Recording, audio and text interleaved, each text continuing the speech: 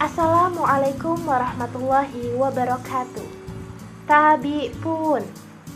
Perkenalkan, nama saya Nadila Hani Veronica dari Program Studi Pendidikan Bahasa dan Sastra Indonesia dengan nomor NPM 1913041007. Di sini saya akan memaparkan materi terkait dengan kondisi belajar dan masalah dalam belajar.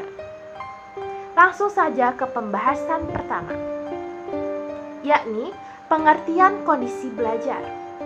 Kondisi belajar adalah suatu keadaan yang dapat mempengaruhi proses dan hasil belajar siswa.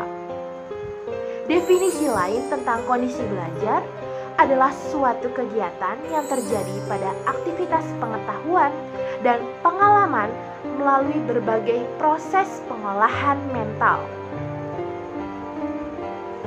Bagaimana menurut pandangan para ahli?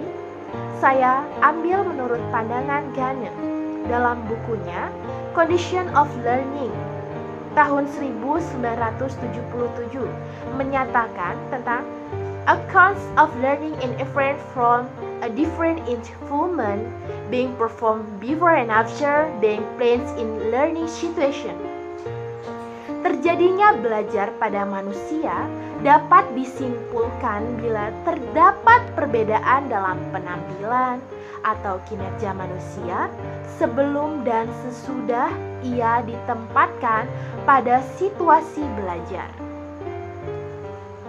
Dengan kata lain, ia menyatakan bahwa kondisi belajar adalah situasi belajar atau learning situation yang dapat menghasilkan perubahan perilaku performance pada seseorang setelah ia ditempatkan pada situasi tersebut. Menurut pandangan Ghane tadi, bahwa membagi kondisi belajar atas dua kategori. Yang pertama adalah kondisi internal dan yang kedua kondisi eksternal. Kondisi internal adalah internal condition, adalah kemampuan yang telah ada pada diri individu sebelum mempelajari sesuatu yang baru. Sedangkan kondisi eksternal atau external condition adalah situasi perangsang di luar dari si pembelajar. Setelah kita memahami kondisi belajar, kita masuk ke pembahasan yang kedua, yakni masalah-masalah belajar internal dan eksternal. Secara umum, kondisi belajar internal maupun eksternal akan mempengaruhi belajar. Kondisi itu pertama di lingkungan fisik. Ya, lingkungan fisik yang ada dalam proses dan di sekitar proses pembelajaran memberi pengaruh bagi proses belajar. Dan yang kedua itu suasana emosional siswa. Suasana emosional siswa akan memberi pengaruh dalam pembelajaran juga. Dan yang ketiga ada lingkungan sosial. Lingkungan sosial juga turut mempengaruhi bagaimana seseorang siswa dalam belajar.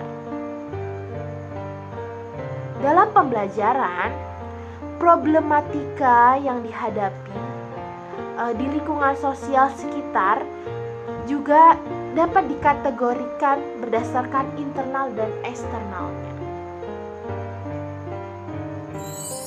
Adapun faktor internal yakni faktor rasa aman, faktor kemampuan intelektual, faktor afektif, faktor motivasi, faktor kematangan untuk belajar, usia, jenis kelamin, latar belakang sosial, kebiasaan belajar, kemampuan mengingat, dan masih banyak lagi. Adapun masalah eksternal adalah masalah yang timbul dari luar siswa itu sendiri. Siswa dalam belajar. Adapun faktor eksternalnya, yang pertama ada kebersihan rumah, lalu ada ruang belajar yang tidak memenuhi syarat, lalu ada alat-alat pelajaran yang tidak memadai. Yang keempat ada lingkungan sosial maupun lingkungan alamiah. Yang kelima kualitas proses belajar mengajar. Itu tadi pemaparan materi dari saya. Dapat disimpulkan bahwa kondisi belajar adalah situasi atau suatu keadaan yang terjadi dalam kegiatan belajar. pada dasarnya yang dialami oleh siswa dalam pelaksanaan kegiatan belajar. Adapun masalah dalam belajar adalah hambatan yang muncul pada seorang siswa akibat adanya faktor internal maupun eksternal yang berasal dari dalam diri maupun dari luar. Masalahnya harus diagnosa agar dapat diselesaikan dan diatasi dengan baik.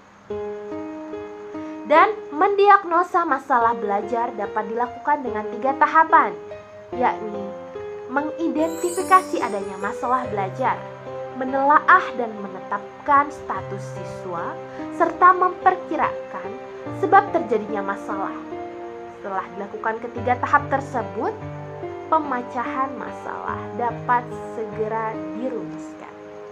Sekian pemaparan materi dari saya. Apabila saya ada kata-kata yang kurang berkenan dan kesalahan, mohon dimaafkan, dan kepada Allah saya mohon ampun. Billahi taufiq wal hidayah. Wassalamualaikum warahmatullahi wabarakatuh.